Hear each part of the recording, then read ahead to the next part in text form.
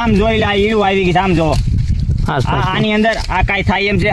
આ ખેડૂને 3-4 મણ કપા થયા છે બાપા. અને હજી તમે એમ કહો કે ખેડૂને બમણી આવક થાય, કેદી ખેડૂ મરી જાય તેદી. એક તો ડીએપી ખાતર ન મળે, ટાણે ભાવ ન મળે, ટાણે લાઇટ ન હોય. બોર્ડમાં ફોન કરીને તો બોર્ડમાં ફોન નથી ઉપાડતા. ચોટી પીડા છે ખેડૂને બમણી આવક, ખેની બમણી આવક. આમાં જો આમાં છે કઈ આ મજૂરીઓ મંડાતો નથી, આ કપા વીણવા આવતો નથી, એક તો માણા મળતા નથી. એ 2300 ભાવ હતા, અત્યારે આ 1200, 1300, 1400 જ ખાલી ટીપે છે. જોવો તો ખરા, એ ક્યાં આખું ખુલ્લી છે બંધ છે, આમાં દઈશ નથી ઉજતી. આ કેદુના ખેડૂ રાયડું નાખે, ખેડૂનું કઈક આવેદન પત્ર આપવાનું છે કે ડેલવા બંધ કરી દીધા હોય.